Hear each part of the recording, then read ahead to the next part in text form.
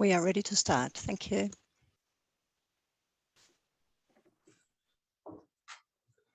Good morning, tēnā koutou katoa. I'd like to declare the Operations and Monitoring meeting for Tuesday, the 7th of December open.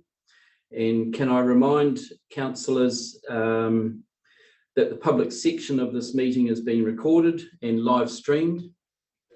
The webcast will be archived and publicly available on Council's website within 2 days after this meeting for a period of 3 years.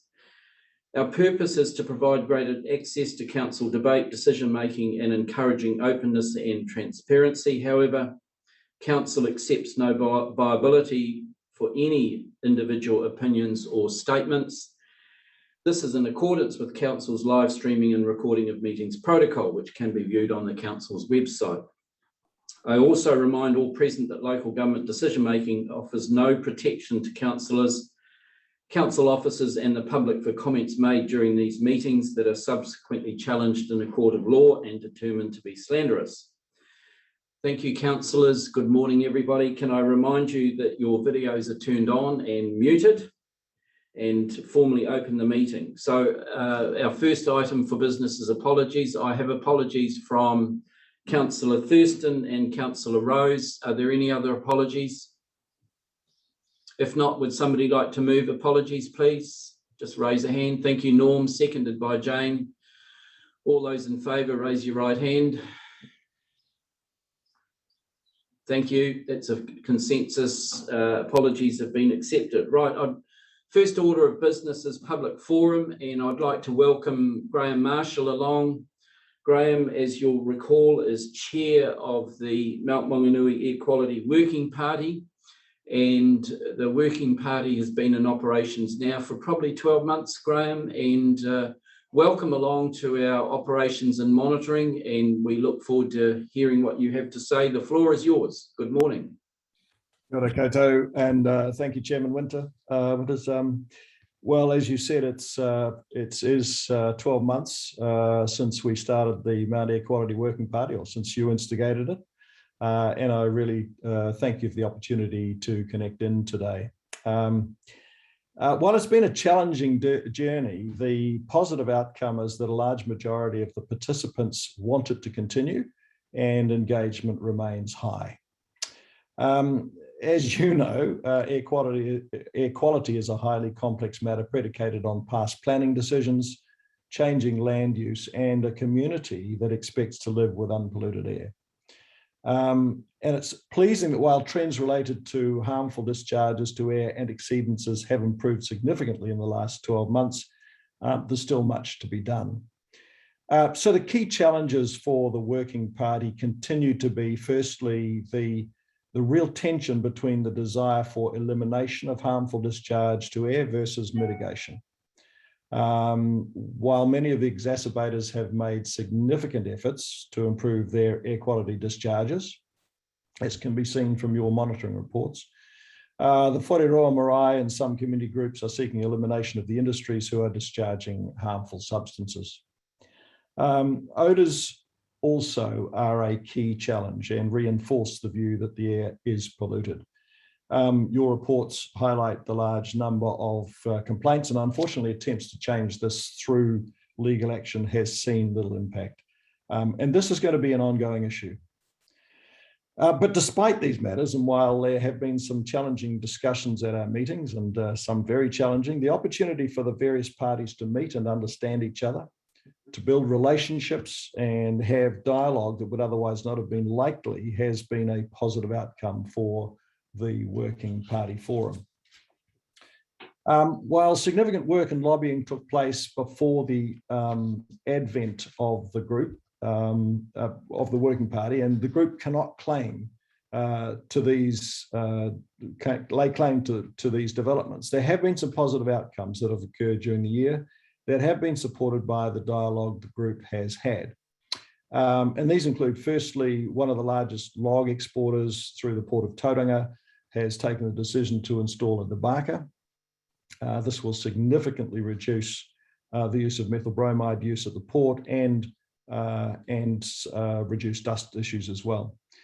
Secondly, the Mount Industrial Group have agreed to widening the network of air quality monitors in the area to independently record issues in areas not covered by the Regional Council. Thirdly, and while not necessarily related to air quality, there is some carbon sink in this. A beautification scheme has been instigated in the Mount Industrial area by community groups working with a number of industry. And so that was a consequence of conversations that have taken place at these meetings.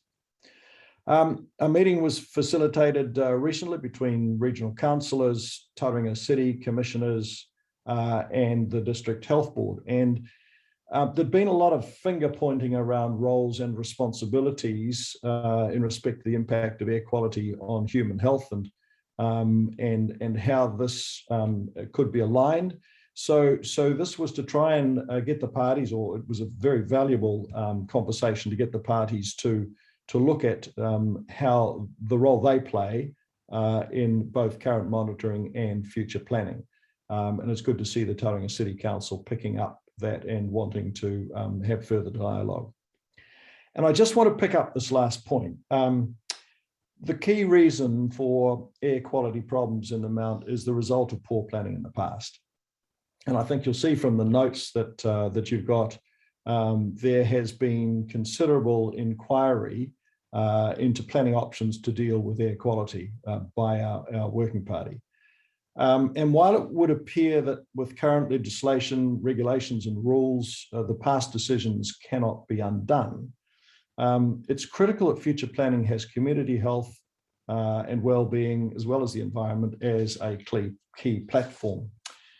However, the challenge remains that there are so many entities involved at various levels in the planning process. The danger is that mistakes of the past could be repeated if the agencies are not working very closely together, understand each other's roles and responsibilities at the start of the planning process, are all actively engaged, and alignment is achieved early. So my encouragement for this council is that you work actively at all levels of your organisation, particularly at governance level, to build robust and effective relationships. This will ensure that air quality that you are responsible for policing is front and centre and fully considered in all future city and regional planning. We've recently had a review session of our group, and at our first meeting next year, we'll develop our work plan for the next 12 months. The emphasis on that will be to seek areas of focus where tangible change can be achieved, because that's probably one of the areas of disappointment by the group, is that we're just not getting many runs on the board or action that creates change. So we'll have to look at areas that we can endeavour to affect that. I think there's also some acknowledgement that these issues have developed over many years and we can't change them in a short period of time.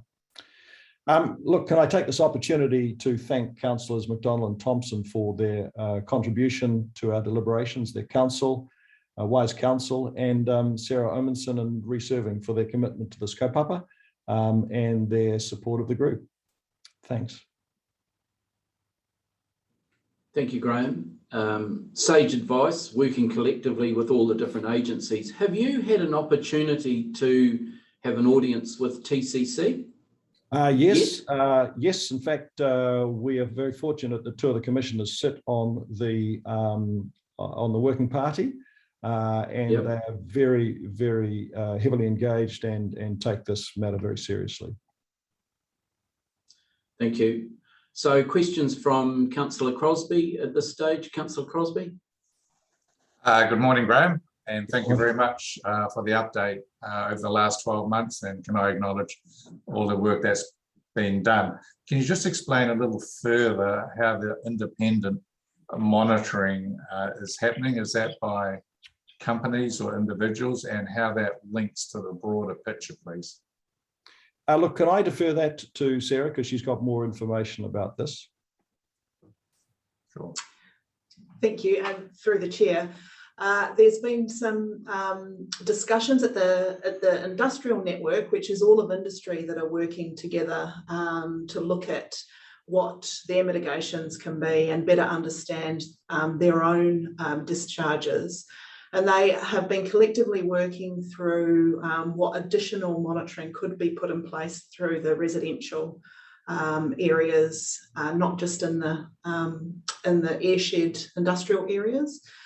So they would like to see an expanded monitoring, and we are just working through what that might look like, how we could support it, the kind of machines and providers that could be used. And we are hoping that early next year, potentially to the first Monitoring and Ops Committee of the year, we can come back with some proposals or options of what they'd like to see done. So look, just to add to that, if I may, I think this is acknowledgement that that network is taking this issue seriously and are actively looking at ways of having a part to play in this mitigation role. Thank you, Graham. Councillor Nees. Thank you. Good to see you, Graham.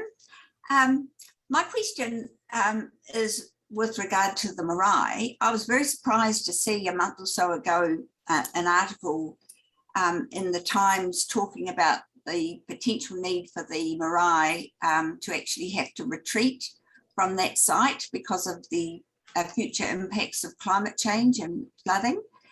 Has that been raised at all in the Working Party meeting and discussions with iwi? No, that's not a conversation that we have had. I think they see that as a very separate matter, and no, it's not been part of our equality discussion. Graham, I'm reminded of the lessons learned from Rotorua airshed.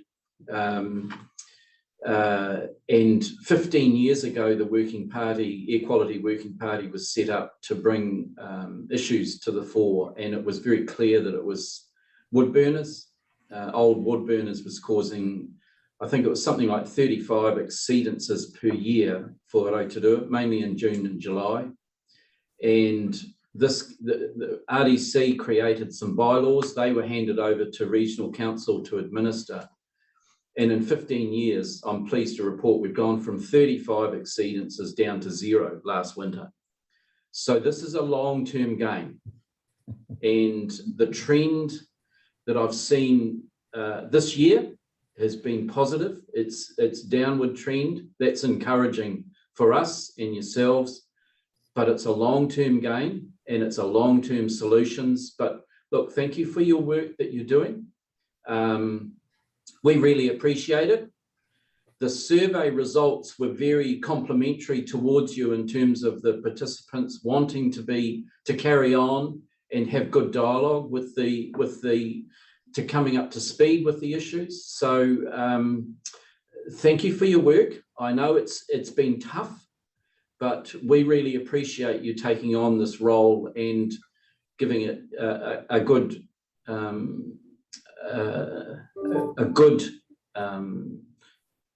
progress coming forward. So thank you for that. Are there any other questions for Graham? Te Taru and Mati Moana. Te Taru? Can't hear you, bud. Kia ora, Graham. It's Councillor White here. Thank you for your report. Much appreciated. Just for my own clarification, you made a comment around the issue around odours being quite a challenge to get your heads around in that particular space. What are the key challenges? Because I note that we've had some challenges ourselves in terms of trying to secure and identify the origins of those odours and improving it. So what are the challenges for you in that space? Oh, look, I think every meeting odour is raised, and it appears that in order to take action, it's a very subjective issue, and I understand that olfactory sensors are the only way in which it can be detected, and so everybody has different sensitivities to it. But it's certainly the community groups are reporting almost at every Air Quality Working Party the issues around odour, and we've inquired through the Regional Council as to what tools might be available to take action to prosecute in some of these cases, but it appears really challenging. I'm not sure if you can add anything to that, Sarah, but I think this is going to be probably the most vexed challenge going forward is how the community is going to continue to be in their lived experience with odour in the Mount Eyre shed. Thank you. Did you want to comment? Mati Moana?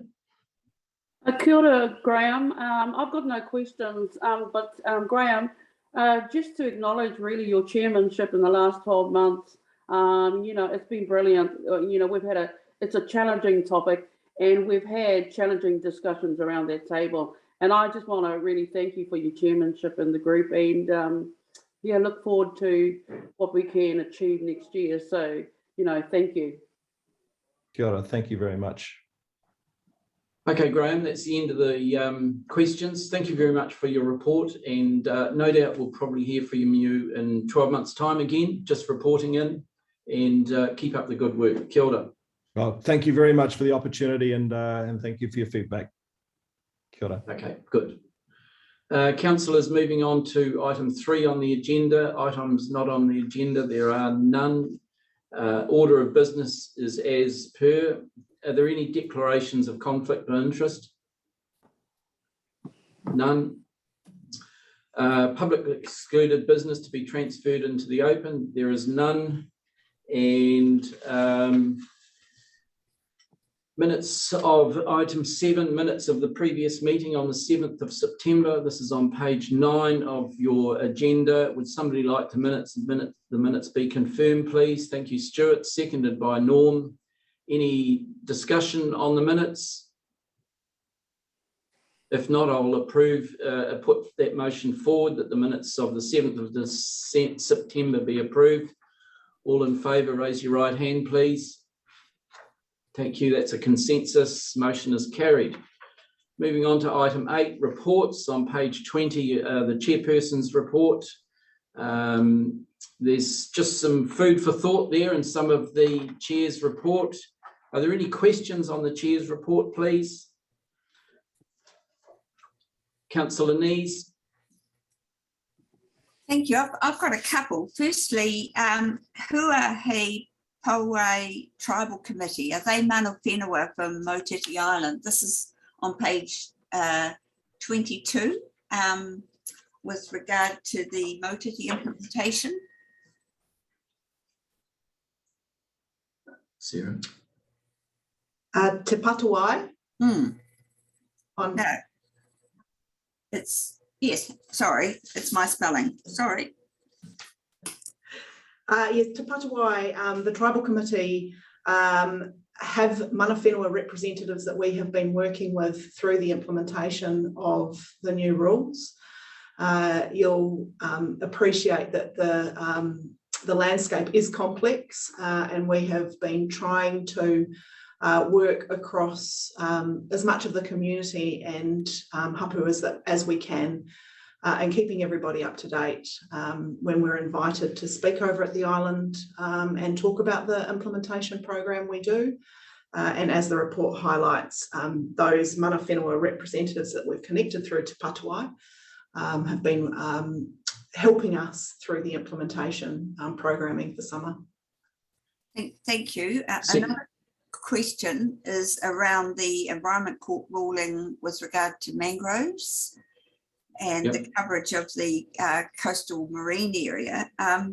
Will the regional council work with other regional councils to discuss this? I was thinking that it is going to threaten some of our salt marsh habitats, and therefore it will threaten some of our native species. So is there any recourse to seeking amendments to the regulations? And a supplementary is, apart from removal of mangroves or mangrove seedlings, does this mean we can't remove any pest species from wetlands? Mr. Ingle, those are good questions to you. Yes, thank you, Councillor Nees. Very good questions, and I think probably things that are exercising our minds at Namuta, Sarah and I right now, and those of other North Island regional councils. So a letter has been written to the Ministry for the Environment by Auckland Council, supported by ourselves at Bay of Plenty, Waikato and Northland, and that sets out the concerns from Auckland Council's point of view. Obviously, there are legal options that are still being considered in terms of appealing that decision, or other options that are along the legal lines. But yes, certainly the concern I have is mostly around the fact that the court has crossed a jurisdictional boundary where normally we would expect the New Zealand Coastal Policy Statement and our regional coastal plans to take precedence. And this decision has affected that assumption, I guess, and we need to be clear on what is the, can an NES that has the word freshwater in it also be applied in saltwater, and what are the implications of that? And I don't think we really understand how much those implications might be and how far they might extend. So this is a deeply concerning decision, which was why we brought it to the council as quickly as we could. And yes, the answer is we are working with our colleagues in other regional councils, particularly in the upper North Island, to try and help the ministry to sort their way through this one. Thank you. Questions from Councillor Brunning and then Bondelson. Councillor Brunning. Yes, similarly around the High Court ruling on mangrove seedling control work, the effects of it. We need to be kept fully informed around this. We have a community out there who's put an extraordinary number of thousands of hours into mangrove control, and while we have drawn the line to no further control, there will be a lot of community interest around the Tauranga Harbour, and we have to take our communities along this journey as well. So I'm just wondering how we can perhaps re-establish the contact with the control groups that we had in previous years. So just wanted to highlight that. Moving on your report, Chairman, around the National Environment Standards for fresh water and regulations update, do we have timeframes around when these various effects come into effect, like when farmers will have to have their plans, etc.? I think I had one other question somewhere. No, that'll do for now. Thank you. Okay, thank you. And Timeframes. The timeframes of those are all variable depending on the components of the NES, unfortunately. What we can do, and we've been reporting through the Monitoring and Ops Chair's report on this for the last 18 months as this is rolled out. At the next meeting, we will pull a table together which sets out very clearly what's already operative, and for those things that aren't operative, when they will become operative. So that will be an action for us for the next report. Norm, have you found your second question? Yes, it's 2.9.2, Preparing for Water Services Act. The reporting I see has to be done by the regional council, but this is on presumably largely TA, infrastructure, etc. So who pays for supplying this information?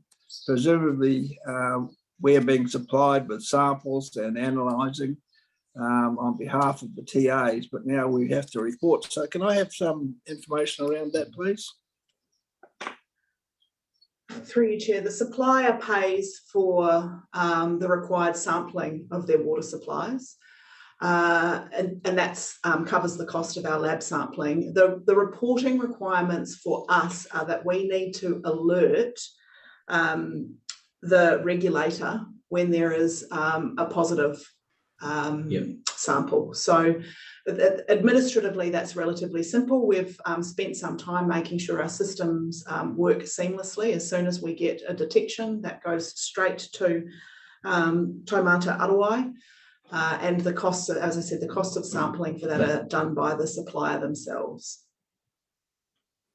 And apparently, under that same issue, Norm, there's about 5,000 registered private water suppliers that have popped up. That doesn't include the 90-odd thousand non-registered suppliers across the country. So this is a big issue for Bill Bayfield and his team to come to terms with this, and good luck to him getting everybody on board in 7 years. I think that's what he said he's got to do. But yeah, the costs are going to go back to the individual suppliers, and some of these private schemes, they run on a cost neutral basis. So they have no reserves to implement some of these schemes, some of these UV treatment plants that are going to be, I heard $30,000 for a scheme or $2,000 for a bolt-on for a home. So it's going to be up to individual owners, but the schemes are run on a cost neutral basis. Norm, is that all of your questions? So just a supplementary, does that, I am assuming that the samples are taken after treatment and before distribution. It's not taken at source. Correct? Oh, We'd have to come back to you on that one. My assumption would be the critical part is when a tap is turned on, that water is clean. So where it's taken from in the system, I'd have to get back to you on that, Councillor Brunning. We'll confirm that. Councillor Von Daddleston? Yes, thank you, Mr. Chair. Page 22, Te Patawai Tribal Committee, utilising them. I'm all in favour of that. I think that's fantastic, especially when we're talking about monitoring the science. I do have concerns about using them as a maritime, if they've been used in maritime patrol, because we have to be careful that we don't get into the situation like they have in Northland, where iwi groups are taking that compliance role. I'm talking COVID here, and then you get a fragmentation with your communities. So just need some assurance there. You're talking, I can't remember what number it is, about water quality and water shortages going through. We've heard that at Tauranga City, there are now questions about their new Wairere flow levels. I want an assurance, and it doesn't have to be today necessarily, but I want an assurance from staff that we have got robust data on the Western Bay, the whole Western Bay water quantity monitoring, whether it's just desktop or whether you've got now have managed to get sufficient data to make good decision making, and especially with the consent process, because otherwise we will get hooked up and fine processes won't go through in due time, and they will get appealed. So I'm very concerned about the water quantity issues in the Western Bay and need some assurances. With regards to mangroves, this council, since Bill Bayfield left as CEO, has moved to a much more conservative stance on mangrove removal. This latest appeal appears to be the thin edge of the wedge, and I support Councillor Brunning completely, that there's not only one, but there's many community groups that have worked exceptionally hard to hold back the tide of mangrove expansion. And I want to be sure that under this appeal, even though we had a consent for a mangrove machine, that we are still adequately consented for seedling removal and future seedling removal, and we don't want to get to 2023 and have to start the process then. We need to be thinking about it right now, and if we do have to apply for more new and more consents to hold back the tide. I'm not talking about existing mangroves, but I think we must hold back the tide on seedlings if we're going to have a sustainable harbour to the benefit of everybody. And then the last one is liquefaction issues. I was talking to, doesn't matter to whom, but to members of the local DHB, and it was highlighted to me, we're talking about COVID capabilities, that the hospital might be in an earthquake prone area and might need to be replaced somewhere else. Now, this was the first I'd heard of this, and this is their excuse for not doing work on the latest building they built, which was about probably 7 or 8, might be 10 years ago. They built a 5-story building right on the Cameron Road boundary, and 2 floors have never been implemented as work. Yeah, they've remained empty as just storage for equipment. And I know this because I visited there they gave us 13 beds for a Rotary project to go up to the islands, and there's 2 full floors, and they say they can't afford to bring the wiring and the water up to standard to make them available for as wards. And when we've got a growing region like we do, it's really essential that our hospitals are fit for purpose. And I would have thought that was the easiest way. But so what I'm raising today is the issue, and we might need a report, a more detailed report on liquefaction and earthquake risk within the Tauranga Te Papa Peninsula and the Mount Peninsula, actually, to make sure that when we do our regional planning, that it is fit for purpose and that we don't get surprises. I mean, this is going to require long-term decision making, and I just wonder if staff want to comment first of all, and otherwise I'm asking that a report on these issues be brought back to us. Thank you. Thank you, Andrew. You've got 4 questions there. Te Parawai, water quantity, mangroves and liquefaction. I'll get Sarah to answer each of them. And then Councillor Nees. In terms of the Te Parawai compliance issue, the intent is not that mana whenua involvement in the monitoring of the areas would move into that compliance and enforcement space. It's about making sure that they are connected into the work, and really critically for us, we can't be out there all the time, and we have been asking that we get some monitoring done, so that when there are a lot of vessels, you'll recall there's some concerns that there'll be displaced fishing effort around the island, which will really impact on food supply for the island. So it's just it's bringing mana whenua on board with the work that we're doing, and making sure they're connected into the monitoring. In terms of the water quantity issues and the supply for TCC, our staff are working closely with TCC and Western Bay staff, and we actually have a meeting tomorrow to discuss this very matter.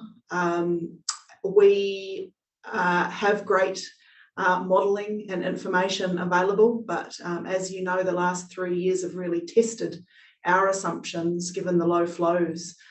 So we're getting a better understanding of the connections between surface water and groundwater. Tauranga City Council have been doing a lot of communications with the public over the last 2 months around supply issues, and that Waiari wasn't the silver bullet potentially they were hoping for. We are supporting them through their decisions that they're going to have to make, and any consenting matters that fall out of that, and bringing Western Bay involved into those discussions as well. So the modelling is good, but modelling is just modelling, and every new year brings us new information, which is impacting on those supply issues.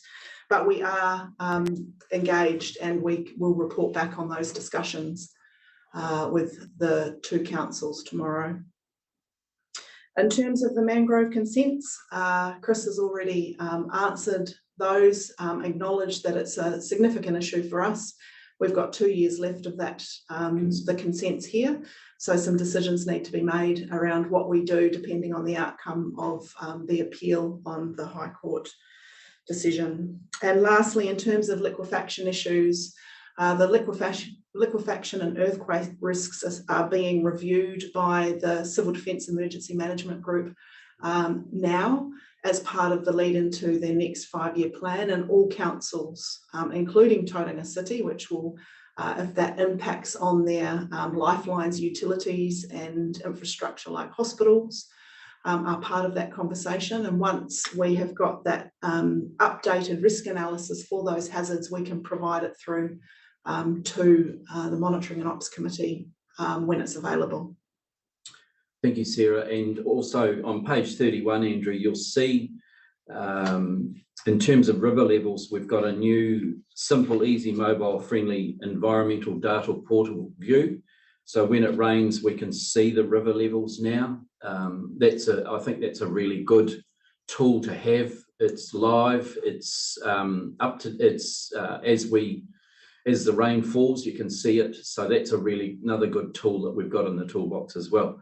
So questions from Councillor Nees and then Councillor Eadie. Councillor Nees. Thank you. I had 2 further questions, and one of them has been raised by Councillor von Dadelson, so I'd like to pick up on that one and then go on to my other, if that's all right, Mr. Chair. Yep, there was quite a discussion at Smart Growth about the water shortage issue. And in the agenda papers for that meeting, it was noted that Tauranga City planned to commission some research on the sustainability of water and aquifers, and I felt that that was our area of expertise. So I'm really pleased to hear that staff meeting with Western Bay and Tauranga City to work on that. I strongly believe that we need to do quite a bit of work in this area. We did have a Western Bay water sustainability strategy that was developed a number of years ago, and it said, everything's all tickety-boo. Western Bay has got too much water in the main, although there's some small areas where they're theoretically over-allocated. Since then, we've discovered that our data wasn't as robust, particularly in the Kaituna area, and that changed the picture quite a bit there on what could be allocated and from where. And now we have this new issue emerging, and I firmly believe it's time for us to pull together a very serious piece of work on water sustainability in the Western Bay of Plenty. And water was a work stream that had been identified by Smart Growth in the 2013 strategy, but that was never progressed. So I think now it's really past time for this work to be done, and I would like to see this organisation taking the lead, because this is natural resource management is our area, and we should be able to be providing really strong support to our TLAs, and they should be able to be trusting the information that we provide them. My next question is around the consents survey, and while there was quite a bit of satisfaction, about approximately 20% of respondents were dissatisfied in one way, shape or form. So it was noted in the report that there was some dissatisfaction about timeliness and costs. So I wonder, Sarah, if you would be able to comment on, could those concerns have been avoided, or were the timeframes and costs that these people ended up bearing, were they justified? If you could feedback on that, thank you. Thank you, Councillor Nees. We do, when customers express concerns on the service they've received, we do work really closely with them to try and resolve it. And if there are the timeliness issues can result in cost implications, and when those costs are clearly because the service they've received hasn't been what you would expect, we will waive those costs. But on the whole, and I know a number of those complaints that have come through the system, we've got some issues around the expectations of information in water take consents in particular, and information we require when people are putting in consents to take water in potentially over-allocated or areas that are at their limits. And we do expect that some modelling will be done and the effects of those takes will be very clear, and B, that engagement, particularly with tangata whenua, will take place. And so those are the key concerns that we've been working through. And at the end of the day, sometimes we can't resolve them. And they will be people who express their dissatisfaction with our service. Councillor Eating, good morning. Good morning, Mr. Chair. Thank you. I have a couple of questions with reference to matters of interest on page 27. Firstly, that it's noted that Council did not seek costs against iwi parties with regards to the Environment Court awarding Creswell costs against Sustainable Otakiri and the iwi collective, that we didn't seek costs against the iwi parties. Did we seek costs against Sustainable Otakiri? Is question. I'm wondering if Ruben is on the line. Ruben, are you online? There he is. Yes. Ruben. Good morning, Mr. Hi. Chairman. Good morning, councillors. Councillor Iti, the Sustainable Otakiri appeal was largely focused on the Whakatane District Council decisions. So we weren't put to extra cost because of that appeal. So no, we didn't seek cost against them. Thank you, Ruben. Another question, Mr. Chair, is with regards to our submission with Tauranga, with TCC to the Court of Appeal. And maybe just a gap in my knowledge, because I have seen a report on this, so I know it has come across our table, but just with regards to delegation of authority for going to the higher courts, is that something that comes before the council, or is that a delegated authority to the CEO?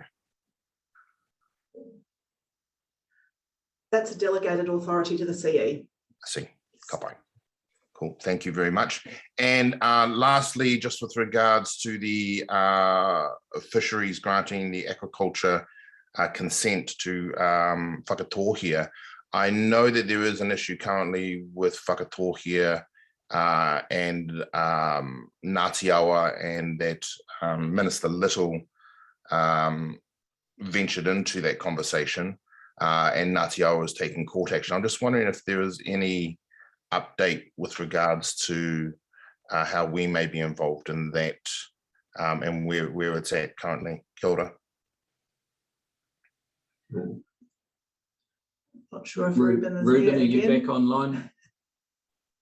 Can you answer Yeah, that one, Ruben? There I'm you still are. here, but I don't have any information to update on that. My apologies, but Councillor ET, I will get an update and get back to you.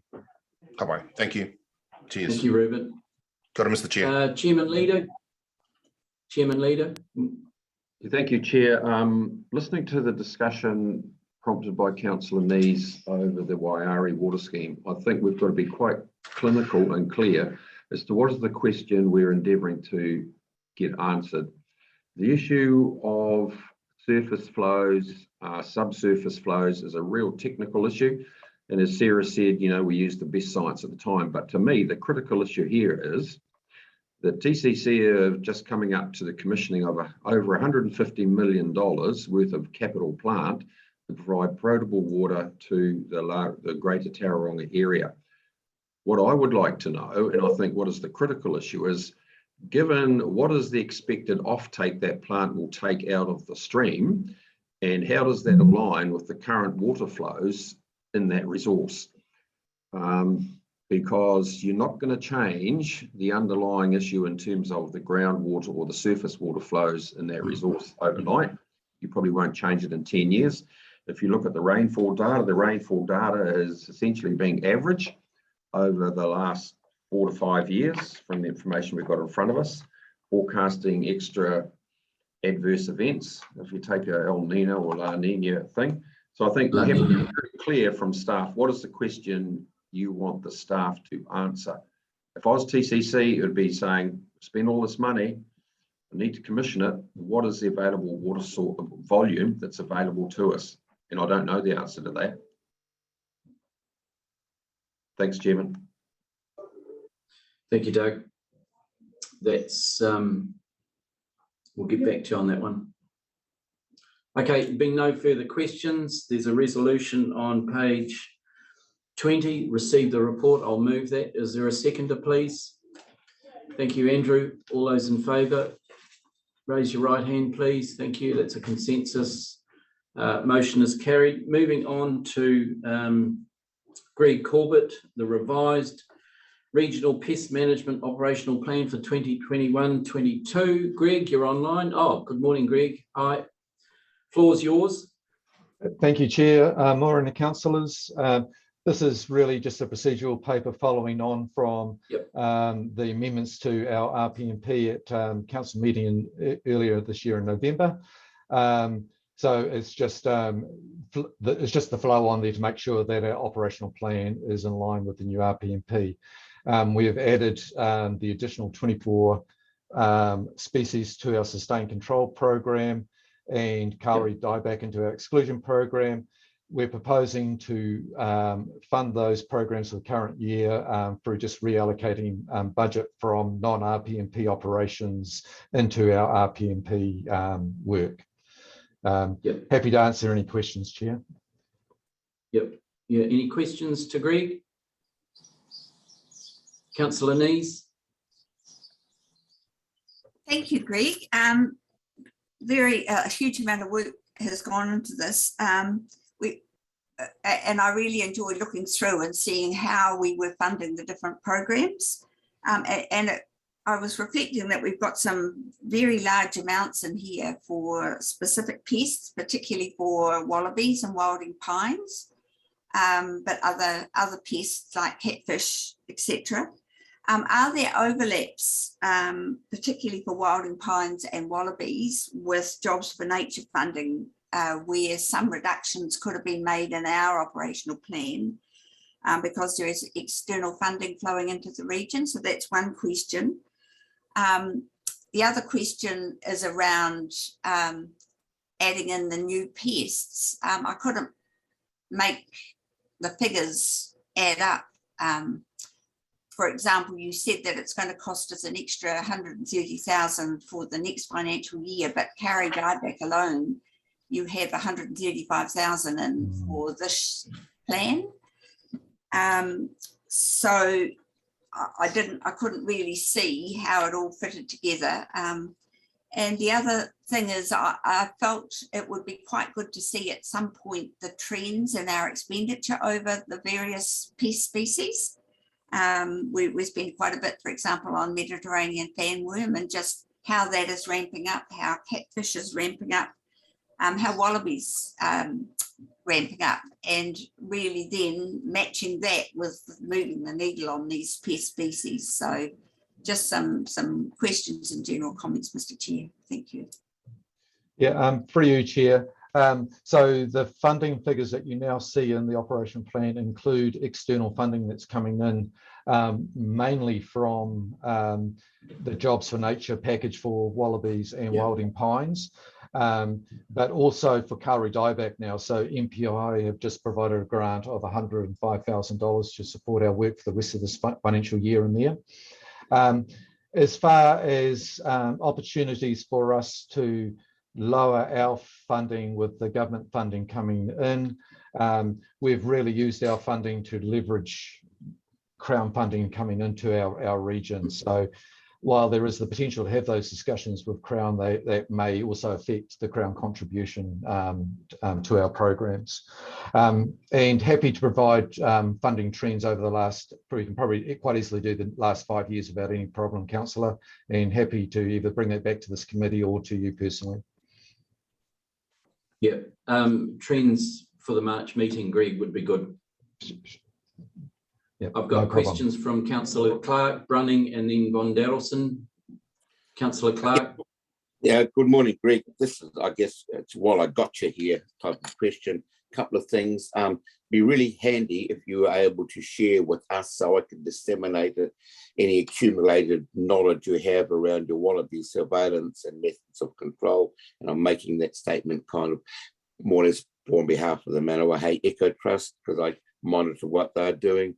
I'm sure we can. And other thing, the possibility of been able to have some discussion with you around what are the constraints of basically forming like voluntary pest weed busters volunteer groups in the area, because I think there's an awful lot of scope to educate our public and maybe empower them to take more of a leading role in pest plant control in the area. But those are discussions I'd just like to book in with you into the new year. Thank you. Yeah, no problem. Thank you, Councillor. Councillor Brunning. Yes, I don't want to relitigate what decision we've already made, but seeing you're raising the wanting to try and find sources of money, I'm a bit confused around the Kauri dieback. You say MPI provide 105,000 around that. You've got 135,000 in our plan for the year, and DOC, or in conjunction with the Kamai Mamaku Trust, setting up a contract for management around Kauri dieback in the Katikati area with iwi groups. So Kauri dieback doesn't exist in the Bay of Plenty that we know of, and Kauri is mainly in the DOC estate in the northern part of the Kaimai. So I'm a little confused around what we are doing in this space. For you, Chair, so we've got about 1,300 hectares of rateable land that was once Kauri forest, or still contains remnants of Kauri or regenerating Kauri. So the program, or the bid that we put to MPI, is to complement the work that DOC is already doing and rolling that work out onto rateable land.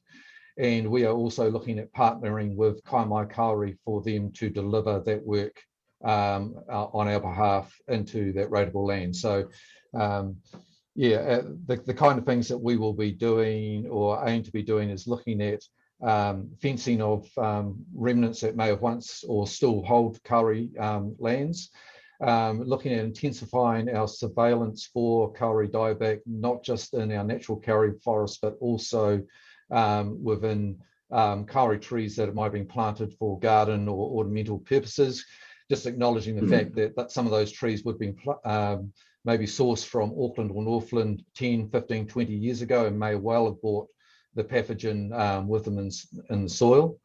So we'll be checking that, and we'll also be looking at ungulate control like goats and pigs in those areas where those animals might be moving between the kaimai forests and rateable land, and potentially, if the disease is present undetected at the moment, could potentially be spreading it. Thank you, Greg. Councillor Von Delson. Thank you, Mr. Chair. If we go to page 48 of the report, we're talking about compliance and who pays. And I'm a little bit concerned about the wording in there that when we come to the likes of Kiwi Rail, council will seek to encourage. When it comes to Wakatari, council will seek to encourage. It should not be a question of seeking to encourage. We have a compliance and enforcement role, a monitoring and enforcement role as part of pest management. And if there is a pest on their land, we actually can demand. And I think I want to know where we're up to with Crown agencies and with local government, the territorial authorities, and with DOC to make sure that we are actually getting proper compliance by all these people, organisations, where it's in the community interest to control the pest in question. I'm a bit staggered by the wording there, Mr. Chair, and I'd just like a clarification. Thank you. Greg. Yeah, for you, Chair, the Crown is not bound by the rules of the RPMP unless we have good neighbour rules. And early in the processes we're developing the proposal, Council chose not to pursue good neighbour rules, but look at how we engage with Crown agencies, Crown entities to partner with them to achieve compliance. That said, we've just had our first meeting with Waka Kotahi last week, looking at how we work with them to look at them providing some proactive control programs that meet the intent of the RPMP, and also how we will work together to resolve complaints. And we are also rolling out meetings with our territorial authorities. Now, territorial authorities are bound by the RPMP. So we're having similar discussions with them about and looking at, can we work with them to develop proactive plans so we're not always in a state of just managing complaints as and when they arise with those agencies. So obviously we'd like to see proactive programs in place that hopefully minimise the risk of getting complaints from our communities back about pests on the land. Yeah, as far as Department of Conservation go, the department has, we've had a long relationship with them where they provide, I think it's around $300,000 or $400,000 a year of pest work to support the delivery of the RPMP, mainly around boundary type issues. And our new MOU with them looks to protect that level of funding going forward. I hope that goes some way to answer some of your questions, Councillor. Only just because in the early 2000s through to 2010, we actually did develop a very strong relationship with Waka Kotahi and what was then NZ Rail, and they were actively, I'm thinking of the route between Tauranga and Wakatani, making sure that pests on within their boundary were contained, recognising that farmers across the boundary fence had been very active in keeping pests out of their properties, and we had a very good relationship in that period. And it seems I'm disappointed to hear that we're only just starting to go back and work with them. I would have thought we would have had an ongoing relationship, and that's all we're asking for, is to make sure that it's a continuous conversation, because the last thing we want is for pests to be getting into farmers' boundary, so they're getting into the community from state organisations. Thank you. Greg's heard you, Andrew. Thank you for that. Norm, did you have another question? No. Okay, so there's a recommendation on page 33 that we receive the report and we approve the revised 21-22 operational plan for the Regional Pest Management Plan for 2020-30. Do I have a mover? Councillor Nees, seconded by Te Taru White. All those in favour, raise your right hand, please. Motion is carried. Thank you, councillors. Right, moving on. Sorry, thank you, Greg.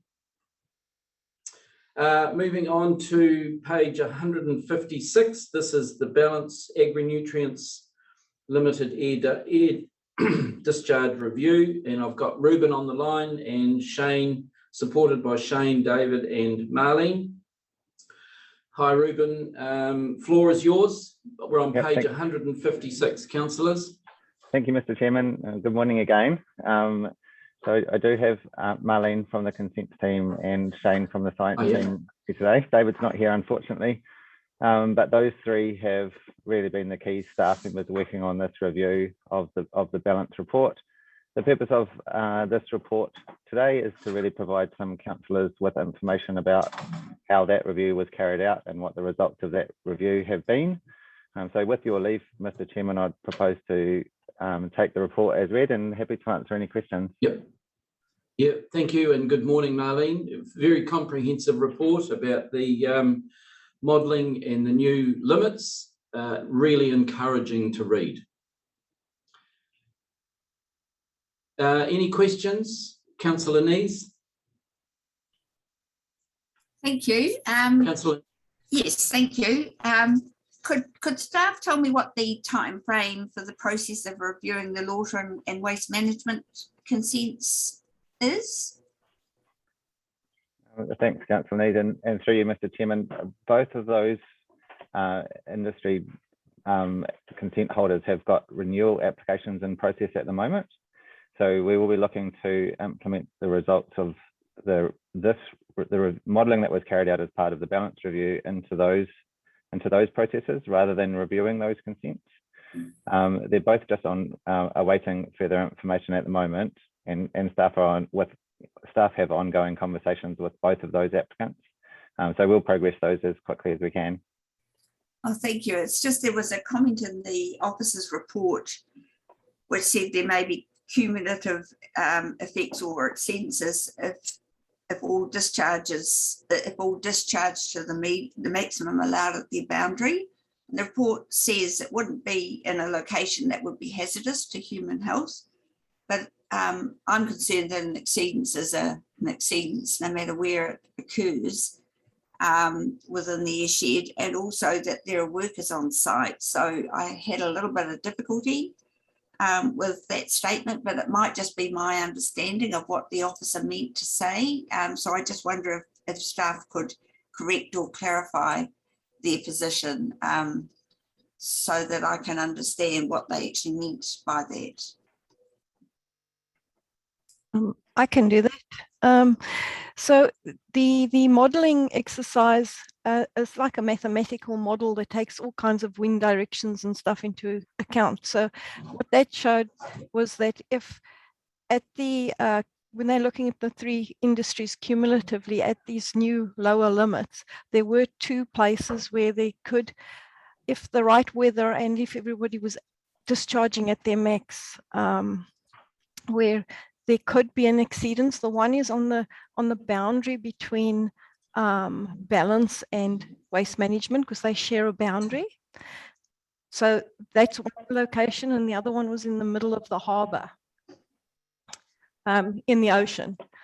And both of those, the modeler, in her expert opinion, said that it was so highly unlikely that both of those, all three industries would discharge at their max, because none of them really do continuously at the same time and have the same the right weather conditions for that to occur, that the chances were negligible. So we were satisfied that cumulatively there would be no real effect, and definitely we were focused on the closest sensitive environment where the closest residents are, and which is Whararoa Marae. And there are no effects there under no circumstance, and none of the modeled scenarios give us any effect at Whararoa. Councillor Von Danielson. Yes, thank you, Mr. Chair. Page 162, the balance acid plant CO2 emissions graph. That looks a fantastic graph. SO2. SO2, yeah. Looks a fantastic graph, and you would look at it and say we need to commend balance on the work they've achieved since 2016. However, it is quite a short period. It only goes from 15 to 19. I think it's 19, yeah, February 19. Yep. Is it, can we get emailed to us a graph that gives the same thing but over a more extended period and up to date, just so that we've got confidence in that graph that it's because of the short duration of it. But it looks fantastic to me, and when an industry does achieve those outcomes, if this is in fact a long-term trend, then we should acknowledge it, and it is definitely worth acknowledging. Thank you. So, Andrew, just to clarify, you wanted to trends previous to 2015? Is that what you said? Yes, I'm thinking maybe from 2010 to up to current. Up to present date, or as close as we've got. As close as we've got, just to be. I mean, because that, you know, are we getting a good picture with? If that's the picture that we're getting, that we are now, then that's fantastic. And I'm sure it probably will be a continuation, and it will be, but it's just too short a period before we actually, you know, put out the high praises. Thank you, Andrew. Ruben, that can be done next meeting. Certainly, Mr. Chairman. Yes, we'll seek that information. And it can be done out of meeting. I mean, it's just an email in our weekly updates would be great, and then you could confirm it at the next meeting. Maybe. Oh, I mean, this is something we're keeping our eye on, Andrew. So I think next meeting would be fine, Ruben, to bring it to public attention, a longer term timeframe. Good as gold. Okay, there's a resolution on page 156 that we received the report for the review. Is there a mover for that, please?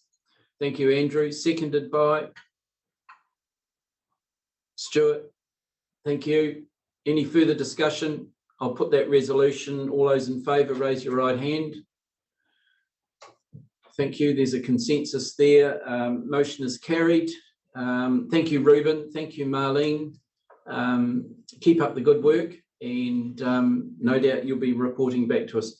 Councillors, I'd like to have a bit of a cup of tea break, and currently it's 10:40. We'll come back in 15 minutes, just before 11, please. Oh, okay. I was just going to suggest that we would due to have a meeting with Chris at 1:30. Possibly we could do it immediately after this meeting. That was all. That would be fantastic. Yeah. So, Chris, could we get that message to Chris? Say continue this Zoom and have our weekly after that. Cool. Kia ora. Roger that. Thank you, councillors, and I'll reconfirm the meeting. We're on page 171, which is the Mount Maunganui Industrial Airshed Update.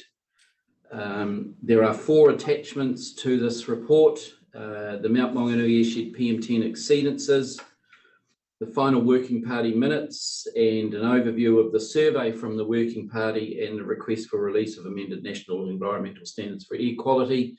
Can I welcome along Stephen Meller, Sam Wise, and Rhys Irving to the meeting. You're all on track. Yes. Hi, Stephen. Hi, Rhys. Good morning, and the floor is yours. Good morning. Thank you, Chair. Stephen. Good morning. Sorry, can you hear me okay? Yep, good. Great. Good morning, councillors.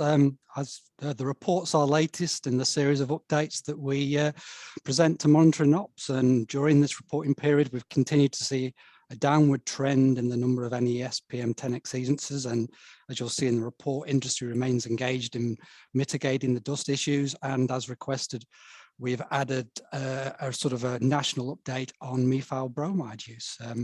I'll take the report as read. Any questions? Thank you. Any questions? Hi, Sam, you're online too. Any questions to either Sam, Rhys or Stephen on this, please? I'll just give it a few more seconds before everybody's back on. Looks as though we're still missing a few people, but any questions on Mount Maunganui Industrial Airshed update? Councillor, Mr. Leader, Chairman Leader.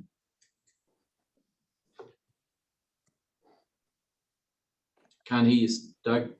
Yeah, thanks, Chairman. Look, just a couple of issues. Firstly, out of interest, the issue regarding PFAS, current use in terms of firefighting foam, is PFAS banned? And if it is there an alternative that is employed in terms of firefighting foam? Because I think they still use some form of it.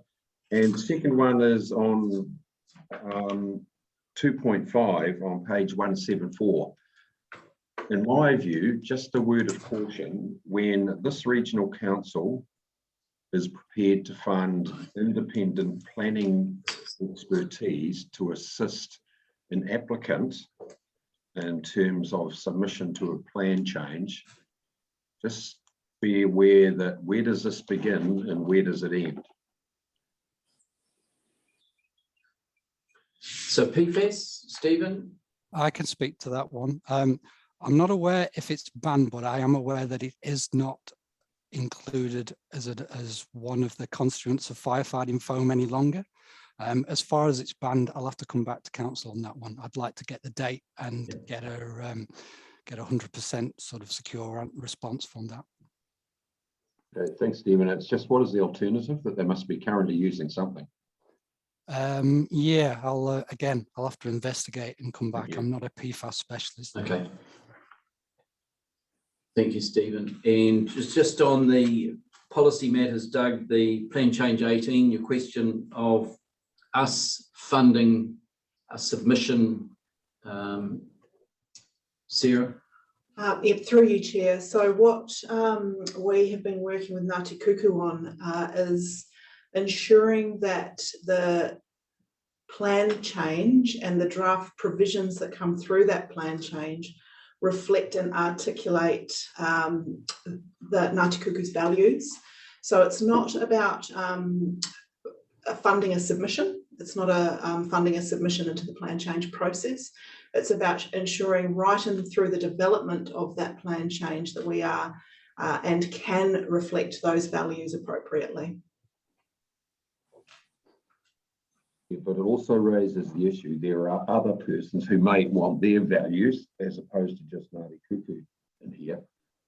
So I just raise it, and my view is if there is a fiscal constraint in terms of some of these things, in MFE has a fund that applicants can go to. Whether or not it's applicable in this case, I don't know, but that's fine, thanks. Stephen, just a question from me. Stolthaven, what do they do? What do they store in their tanks? On page 107.5. Excuse me a second. Oil. I would imagine it's oil and fuel, very heavy fuel oil. Okay. Any other questions on the Mount Maunganui Industrial Airshed update? Councillor Clark?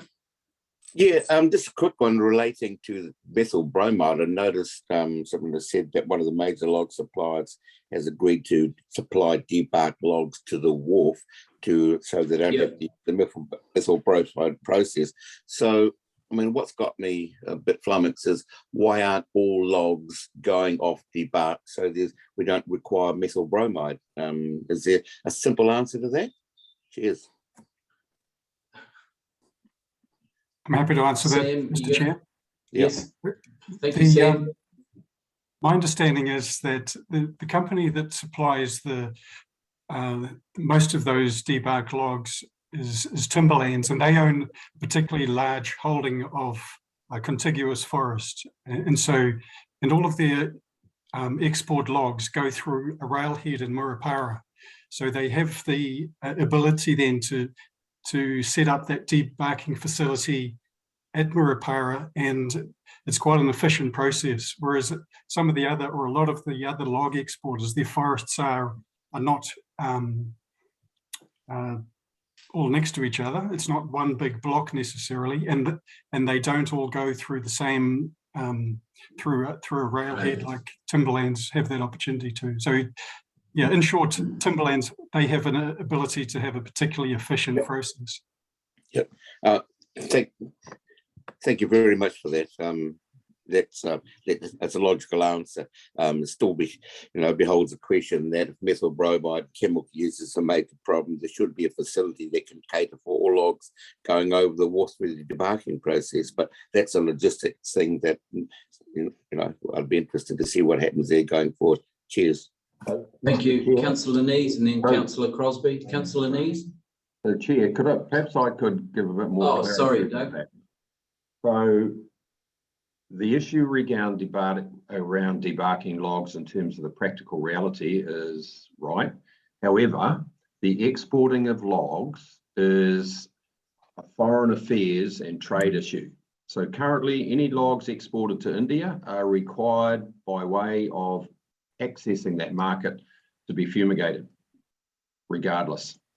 Any logs that are sent to China should be fumigated to a degree, but all what they call top stow logs have to be fumigated in situ before they go across the wharf. So that's why we've always said this whole issue of fumigation of whatever chemical you want to use is conditional upon of getting access and agreement from the log importer in the international sense.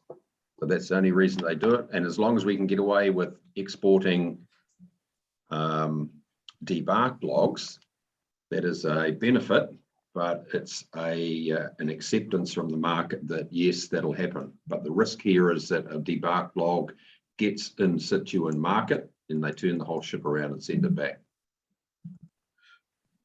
Thank you, Chairman Leader. Now I've got questions from Councillor Nees, Crosby, and then Brunning. Councillor Nees. Thank you. The minutes of the Mount Maunganui Equality Working Party Hui, it's great to see those. It gives you a flavour of what discussions are being held.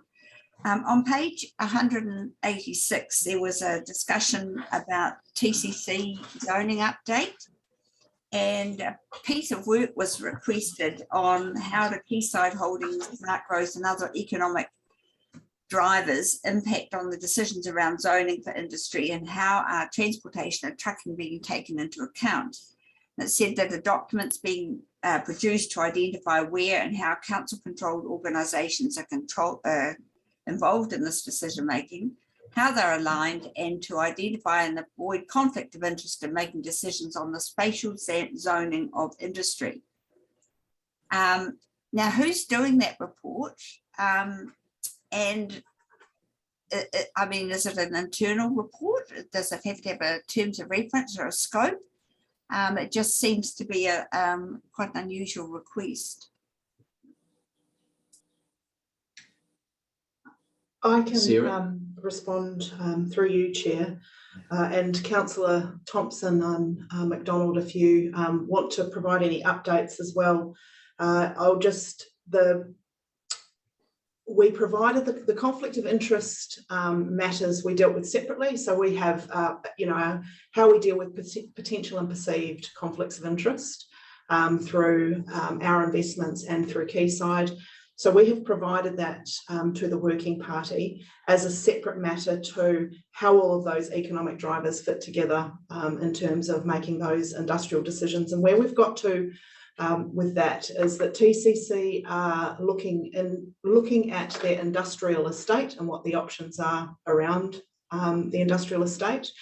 And we were inviting Quayside to come and talk to the working party about how they make their decisions and how they work with the TCC and the Bay of Plenty Regional Council in making those decisions. So we split that action into two because we felt that the conflict of interest matter needed to be dealt with immediately, and that wider issue of the connectivity of industrial areas, future planning, and TCC's city plan are really long-term matters that we just need to have continued conversations on. But Councillor Thompson or McDonald may have something to add on that. Councillor Thompson? No. Councillor McDonald? No. Question from Councillor Crosby.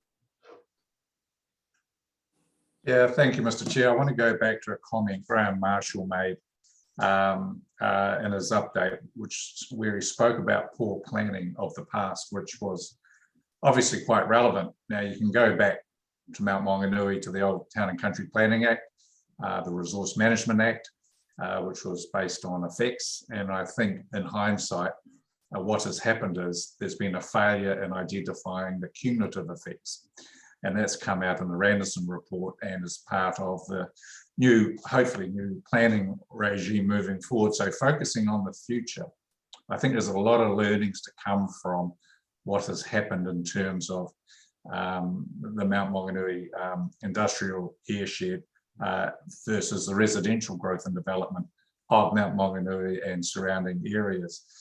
And essentially what we have to keep our close eye on as we move forward into the new planning regime is to make sure that the growth opportunities and the environmental trade-offs, because that's effectively what they are, land in the right space, because clearly they haven't landed in the right space historically. And then you overlay that with what's now the Regional Council's responsibility, post-89, of monitoring, compliance, etc., and enforcement. And again, it's identified that there's been a reluctance often for regional councils to take appropriate actions early on in the piece. And again, that will form part of the resource management review. So I felt Graham's comment was accurate, but not in context. It's easy to sit back in hindsight and say, well, that didn't work, because it didn't, but we've got to look to the future now. Thank you, Stuart.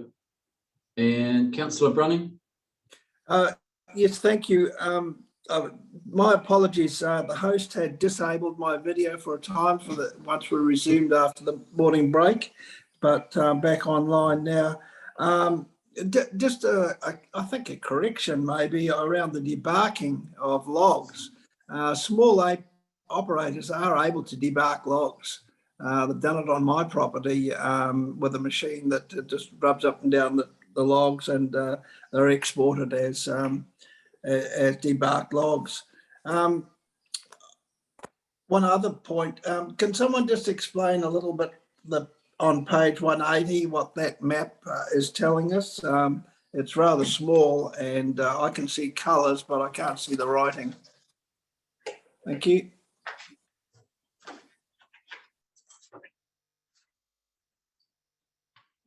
My understanding that's wind speed and wind direction and cumulative effects of wind direction. Sam, Reese, Stephen? Through the chair, this would be the Mount Maunganui airshed sites. Yep. So those what look like are rather pretty ink blots are highlighting the direction of TSP. So you get the darker colours in the kind of quadrant where the kind of sources are coming from, and the kind of the blues from the kind of lower sources. So where you've got that kind of dark, kind of reddy brown, that's sort of giving you the direction, taking into account wind direction, where the source is coming from. Does that help a little bit? Yep. So red is bad and blue is good. Well, higher and lower, I should say that. Yeah, if you look at the mean and the legend on the left, it gives you a kind of idea of the higher levels where you've got that red. Yeah. In relation to the wind direction. Shane would maybe explain better, but that's the way I understand it. Yeah, that's the way I understood it too. So that Okay, shows no further questions. So that shows how the particulates are being distributed and pan out over a wider area. Through the chair, through it you, gives Chair, you an essentially- indication. Oh, sorry, Sarah. I was just going to say, essentially what it tells you is that the most dust is being generated from those areas shown in red based on our wind and particle monitoring. Okay. All right, if there's no further questions on Mount Maunganui Industrial Airshed update, pleasing to see, Sarah, that the salt spray was, Minister Twyford disregarded the heavy salt spray on a couple of occasions, and that's what we're dealing with. You know, it's a combination of things, and so they saw that through, that it's been dismissed. Okay, so on page 107, sorry, Stephen. May I amend my earlier answer in regard to Stolthaven and put on the record that the facility stores chemicals, vegetable oils and tallow, rather than me saying that it was heavy oil, please? Oh, right. Yep, thank you. Thank you. Thank you. Page 171, we just received the report. Would somebody like to move? Councillor Nees, seconded by Councillor Brunning. All those raise your right hand. Thank you for that. Motion is carried. Moving on to Rotorua Air Quality Implementation Program Summary, and online I've got Marion. Oh, good afternoon, good morning. No, it's good morning still, Marion. Hi. And Shane is online too, I believe. So this is on page 196. Marion, floor's yours. Thank you. Through you, Mr. Chair. Thank you for this opportunity to provide the committee with a summary of the Rotorua Air Quality Implementation Program. I'm pleased to report that the airshed for the second consecutive year has met the National Environmental Standards for Air Quality. The program is about to move into stage 3 of the Compliance and Enforcement Plan. The report also highlights some changes ahead. The government is reviewing their air quality standards, and they've indicated a move towards PM 2.5. The Rotorua airshed is not expected to meet the PM 2.5 standards without further pollution reduction measures. We're waiting for the government to release their standards. Through you, Mr. Chair, I'm taking the report as read, and I'm happy to answer any questions. Thank you. Thank you, Marion. Yes, good news and bad news, I guess you could say on the for today. Yeah, it's been a long time coming, but yeah, the rules are getting tighter. The rule book's getting tighter. Questions from Councillor Nees and Brunning. Councillor Nees. Thank you, Marion. Good to see you. So how many wood burners are still outstanding in the Rotorua airshed, and have we done any modelling that if we managed to get rid of all of those, whether we would comply with what's likely to be the PM 2.5 standard? Through you, Mr. Chair, do you mean how many non-compliant wood burners are in the airshed? Yeah, that one. Right, that's a really tricky one for us to answer. We can never come up with an actual number, and that's because we are missing some gaps in our information. So when people remove wood burners from the airshed, they're not obliged to tell anybody. We know that wood burners get removed when they do renovations. We know that wood burners have been replaced for gas fires and heat pumps, but there's no national register for heat pumps or gas fires. So those are the things that we're missing. We have all of the information from Rotorua Lakes Council on compliant wood burners, what's been installed. We also know what's been removed and replaced through our incentive schemes, but we can never give you an actual number of non-compliant wood burners. However, in saying that, it's important to remember that on the 31st of January 2020, the final regulation, the solid fuel burner regulation that came into effect, was a ban on all non-compliant wood burner use or solid fuel burner use. So we imagine that like 15% would equate to about 1,200, but that's a very conservative figure because we don't know what has been removed. And in saying that, none of those 1,200 wood burners that are non-compliant are able to be used under the solid fuel burner regulations.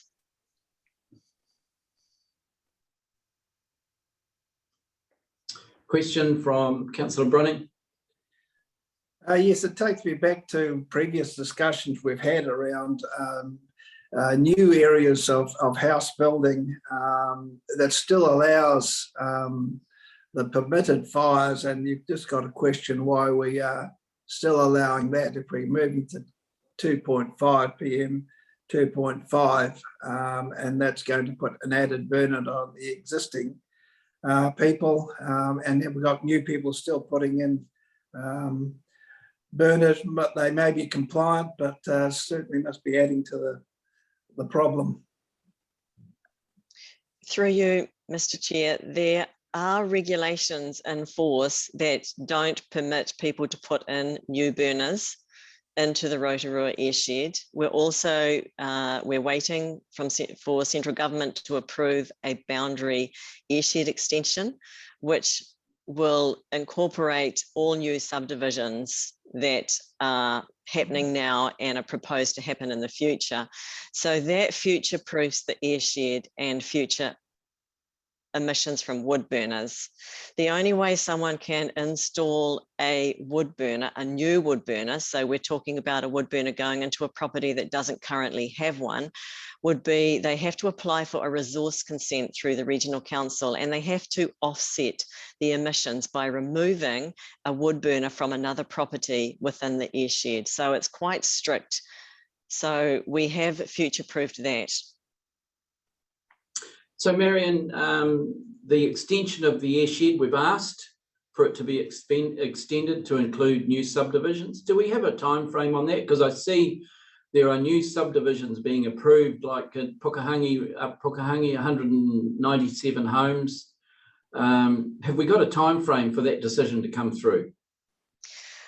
Through you, Mr. Chair, we should have received our answer from MFE. They are taking their time. We don't know when we're going to receive their answer. We're fully expecting them to approve it. We don't foresee any issues with that one whatsoever. It's just their timing. I think their focus is on other areas at the moment. We're expecting an answer on the 30th of September, but that's didn't happen. Okay, thank you. Any further questions to Marion? Good report, good news, bad news. Watch this space. Yes. Okay, there's a recommendation on 197. We received the report. Would somebody like to move, please? Councillor Eadie, seconded by Councillor White. Any further discussion? I'll put that resolution. All those in favour, please raise your right hand. Thank you. Motion is carried. Moving on to page 210, which is the overview of the World Health Organization Global Air Quality Guidelines and our 2021 preliminary data. Again, we've got Stephen, Shane and David Eade on the line. Stephen, are you there? Yes, good morning, good afternoon. Floor's yours. Oh, good morning again, councillors. Again, we have a report here which was for your information, so I'm going to stick straight to questions, and if that's okay, and take it as read. Yeah, any questions to Stephen or Reese or David? No, no questions? Gosh. Would somebody like to move or receive the report? Thank you, Stuart. Seconded by Councillor Nees. Any further discussion? I'll put that resolution. All those in favour, please say aye. Oh no, raise your right hand. Gosh, this just goes back into automatic mode, didn't it? Raise your right hand. Yep, that's a consensus. Motion is carried. Thank you for that. Moving on to page 220, which is the Regulatory Compliance Activity Report. And on the line, we've got Alex Miller and Stephen Miller. Over to you, Alex. Yeah, good morning. This is on page 220. Floor is yours, Alex and Stephen. Thanks, Mr. Chair and Morena councillors. So through the chair, I don't have a PowerPoint on this report. My intention is to largely have the report taken as read. But if you can give me a few moments, I wouldn't mind just picking up on what I see as a few of the notable points from the compliance activity for that last financial year. Thank you. So in terms of our compliance monitoring function, so the actual process of going out and looking at resource consented activities, we've continued a trend of increasing our inspections on previous years. I think that's probably likely aided by the fact that we had a year that was largely uninterrupted by lockdowns being on either side of it. And in addition to that, we had some projects that were really dedicated to catch up on some of that work that was missed through that first round of lockdowns in early 2020. What's really reassuring is that as we are getting out there and seeing more and more, the compliance levels are largely staying the same. So we're sort of seeing 80% compliance and a really small amount of significant non-compliance. And that's reassuring because that indicates that what we're seeing when we do our compliance inspections each year is largely probably pretty representative of what's happening out in the wider community of consent holders. What was also really good was when we had a look at the national CME metrics report, which was provided through to councillors recently. All of our numbers in there actually compare really favourably to what we see elsewhere. And on top of that, we have some pretty strong internal quality assurance programs going on now, which gives us some real confidence that they're pretty accurate too. So that's really good to see that we're kind of sitting at the upper side of average on a lot of those numbers. You'll also see that we had a pretty big year in the enforcement space with some really strong decisions coming from the court, including closing off some particularly long-running sagas, such as the Kawerau tyre stockpiling, but also some cases which had a really significant public interest, such as the Ziwi air discharges and Tauriko business estates discharges. So that was really encouraging to get. One of the other stats in the reporting which came out, which is quite interesting, is that for the first time since we've really started reporting on this, which is coming up sort of 7 or 8 years now, is that the number of the complaints we receive through hotline has actually dropped.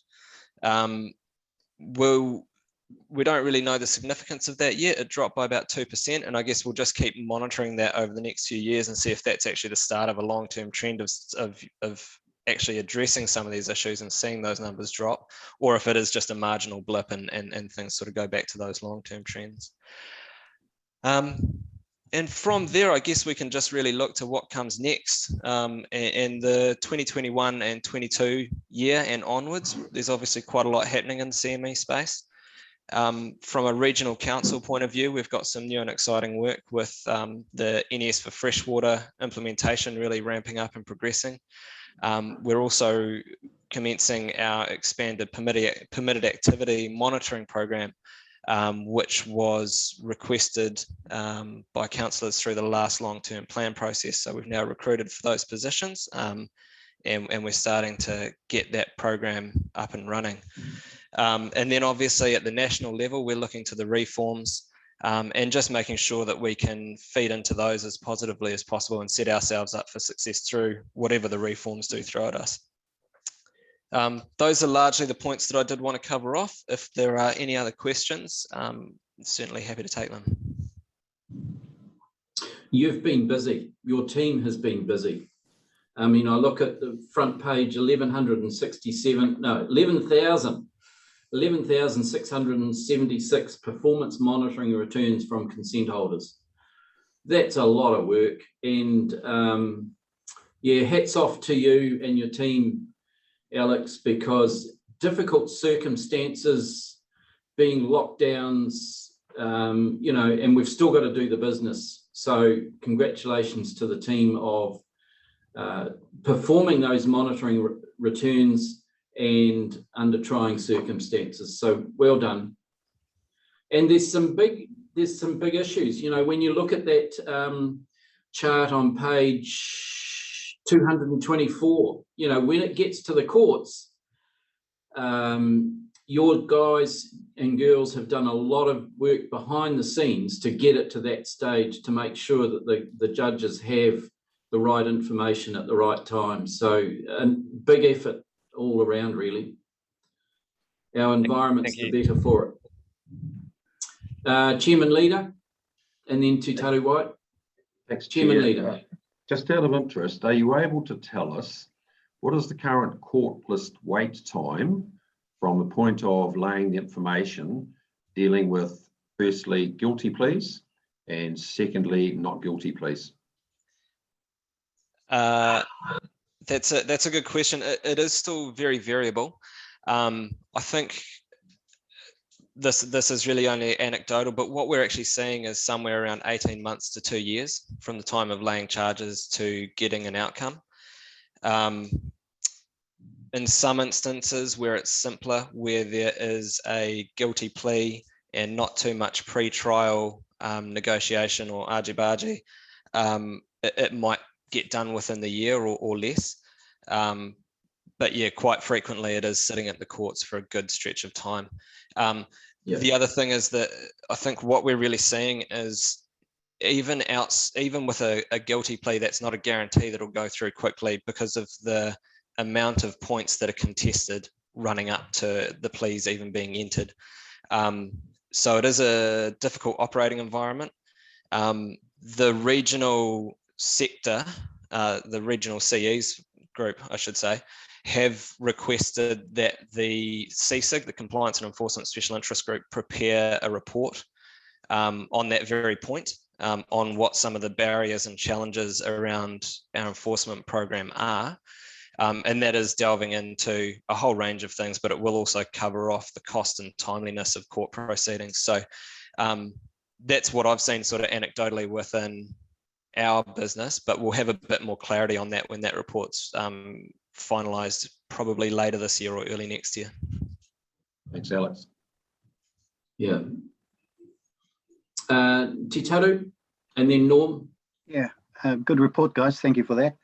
Just looking at on page 226, the implications for Māori. Down the bottom, it says, in practical terms, this may include ensuring tangata whenua are notified of incidents in their rohe, no surprises approach, and seeking involvement in projects where appropriate.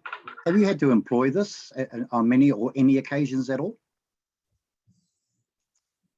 Oh, go on. Sorry, Alex.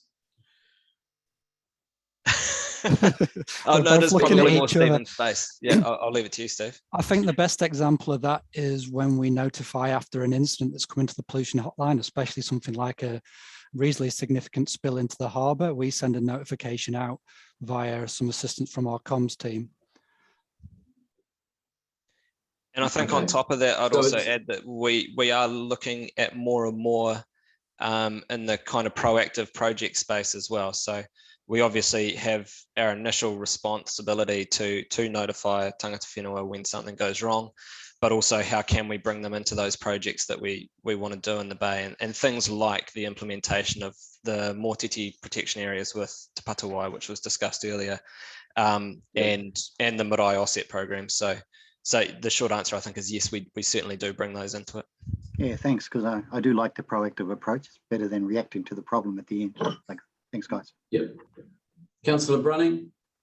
Yes, noting the prosecution around the illegal stockpiling of tyres, where are we at now with tyres? I mean, the Minister was going to be doing something. I know Winston's now taking it for their cement processes in Whangarei, but we've had other stockpiles and we've had to move on. So are we still getting stockpiling, and what percentage of our tyres are being recycled these days?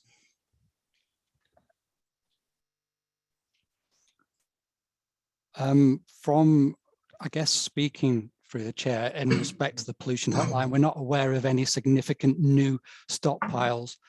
We also have the NES with tyre storage now, so we do have an extra tool in our belt when it comes to any significant stockpiles that we are made aware of. So I think we're in a much better space than we were 6 months ago.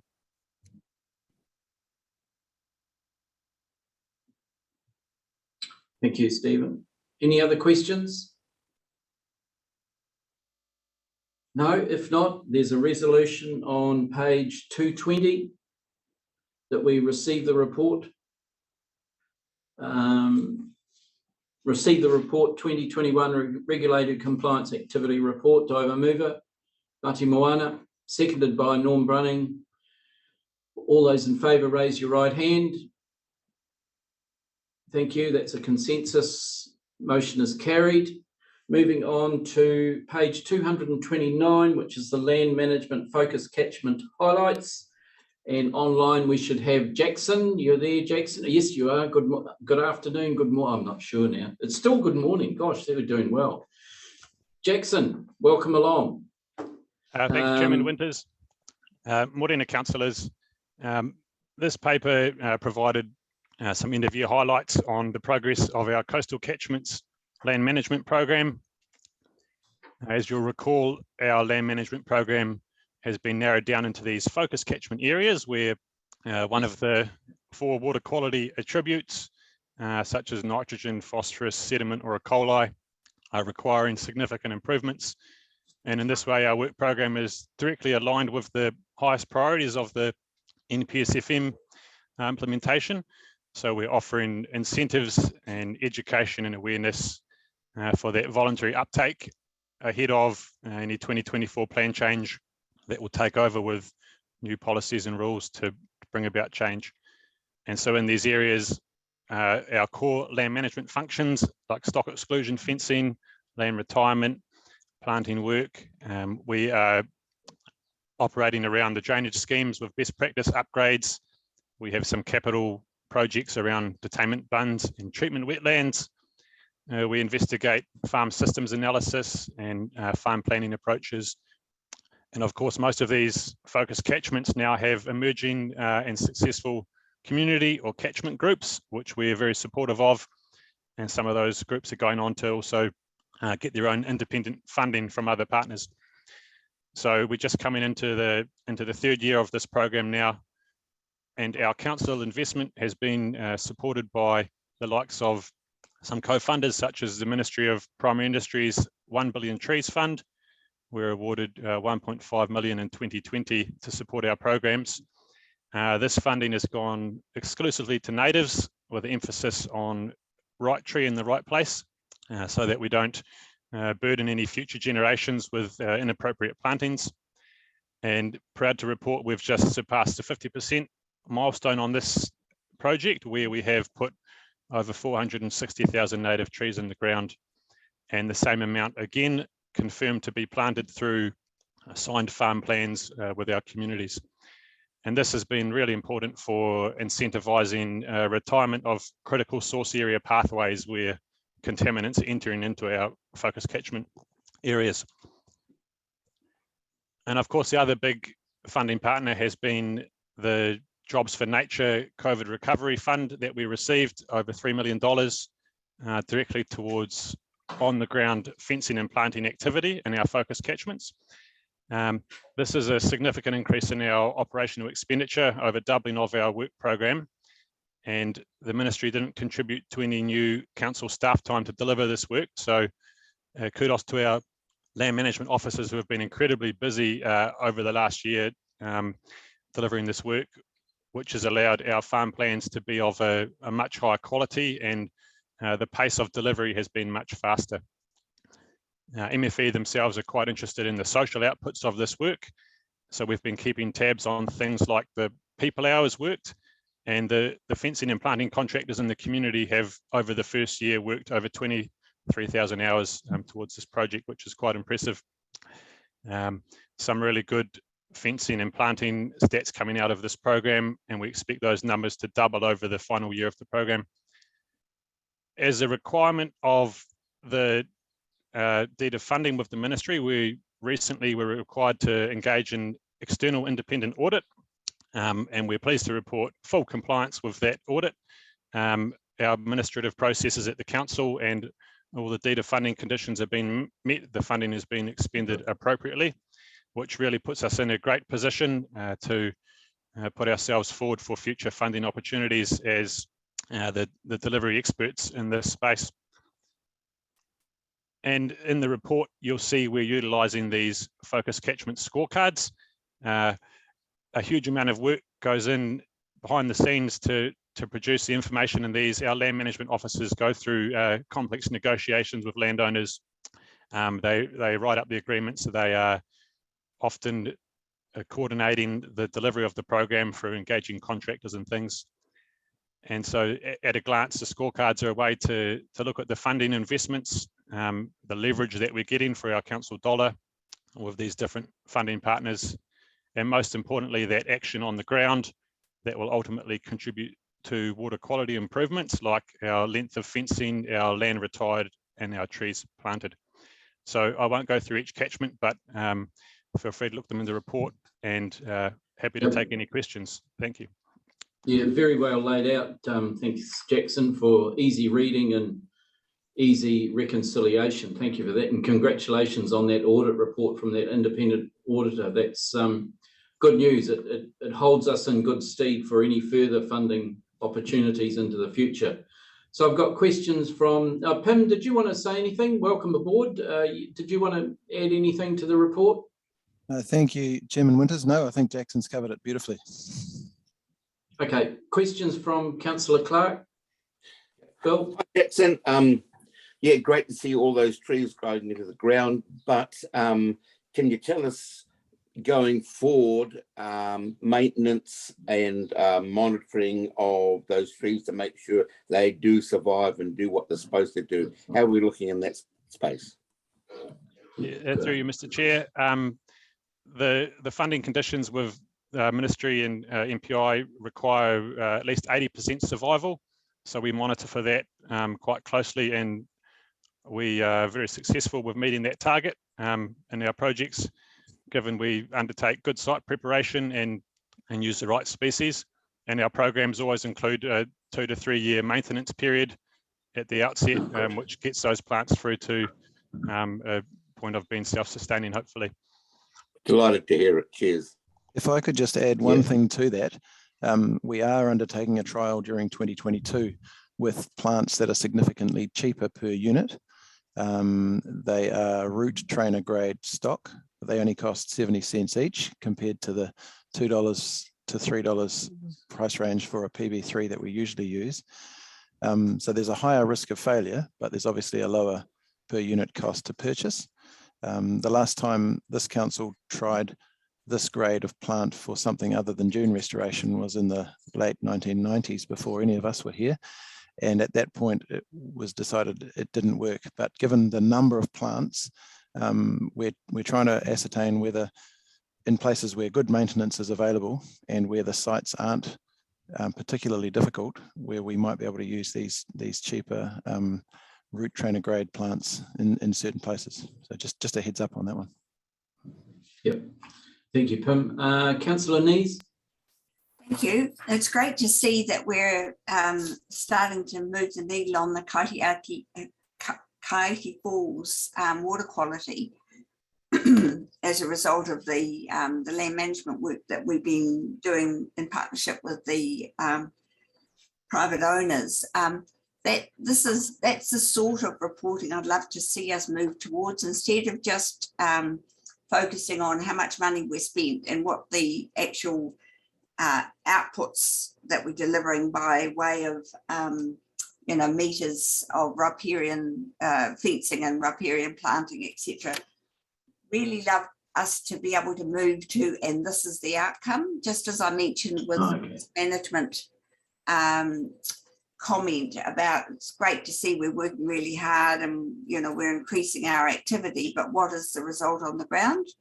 So if we can somehow in the future have a link to water quality indicators so that we can actually see that the work we're doing is actually improving water quality, that would be the ultimate. And I accept that it might be hard to achieve and it might be slow to get the the results that we're seeking, but ultimately that's why we do it. So be great to see more positive results like in Kaiti Fall. Yep. Comments noted, Jane, but I guess the reporting that we're seeing is what the co-funders want as well in terms of where the money's spent. And yes, that's another outcome that we want to see as a group. You know, what is the effect on water quality? Has the E. coli dropped? Has, you know, that's a good step forward, Pim. You're nodding there, so it can be done. Yeah, I'm nodding there. I'm also just aware of the science team's feedback to us on the ability to do that within a short space of time. So we're at the moment working with, Rochelle Carter and Rob Donald's advice on what we can confidently say is a trend. But Jackson and I will have a chat with them and see whether we can modify the scorecard to add, perhaps a link to the water quality dashboard that's recently been developed or something like that, that gives you a clear steer on what was it like when we started this and what's it like now. Yeah, fabulous, Pim. Thank you. Councillor Von Danielson. Yes, thank you, Mr. Chair. Just a big bouquet to your group here. Action on the ground. It's exactly what we want to see. Pages 233, 234 about the Rotorua Valley. Just first of all, conflict of interest. I am the chair of the Rotary Trust, and there's a lot of really good work going on in there. On the graph on the top of 234, when it says the landowner, that is actually Tauranga City, I believe, is the landowner. And Pim, it doesn't give an indication of the amount of commitment that the regional council has made to that valley, in that we're about to go into a major river realignment there, which will follow with a lot of planting following it.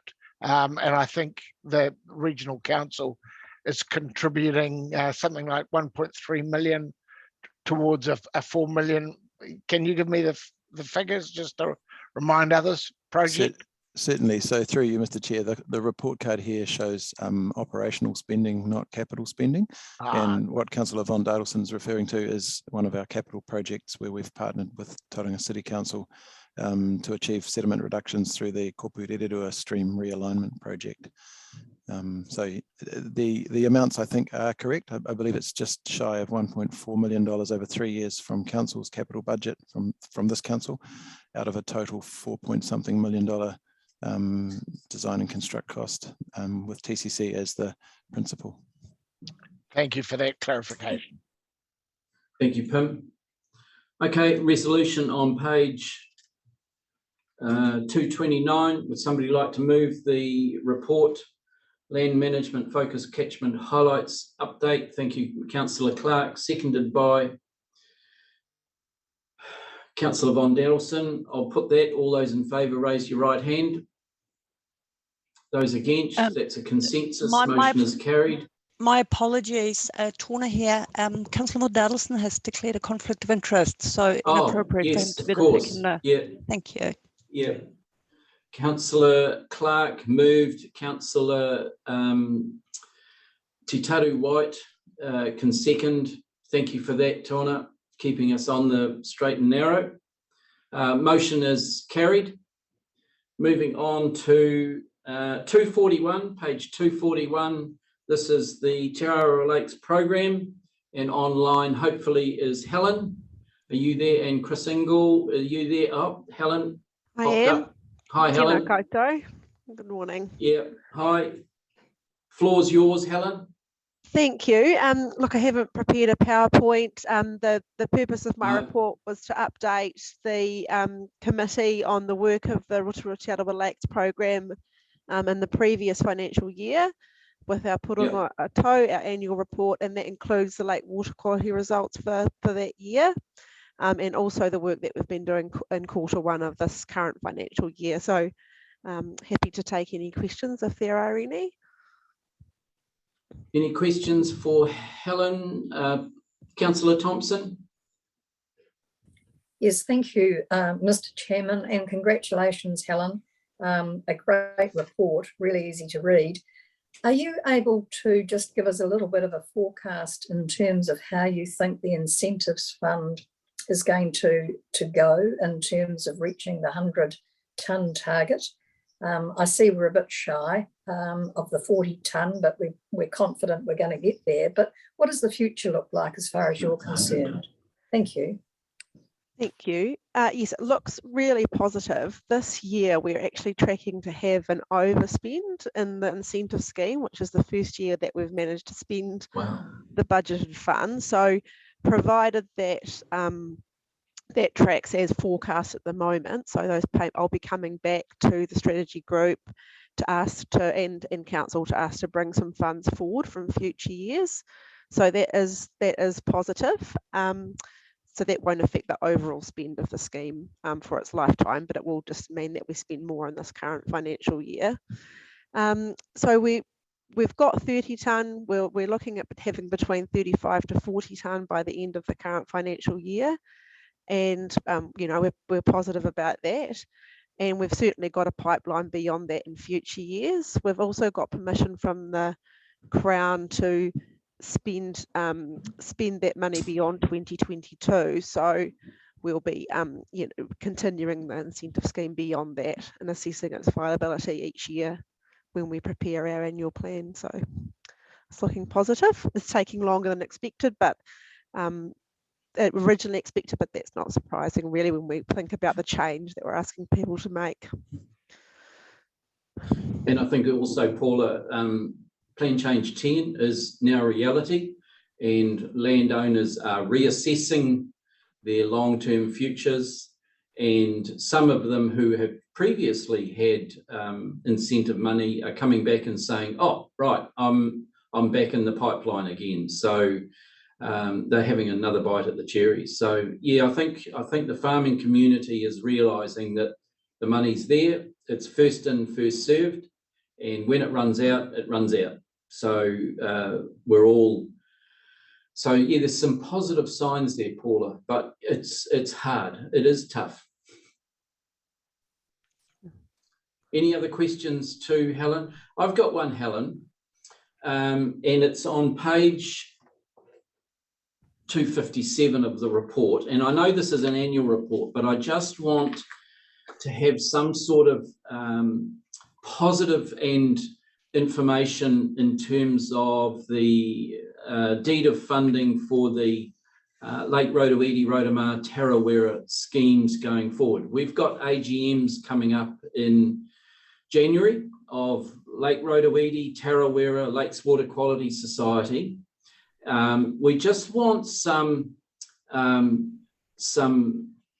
news, one-pager, key messages that councillors and the chair can give to those AGMs to say the money's available. I know there's a report coming to us in February about the options long-term funding for the sewage schemes, but I'd really like some definite statements from us to be able to say to the ratepayer groups, we are certain of this so far, because there's a lot of anxiousness coming forth from our community in terms of the messages coming out of the strategy group.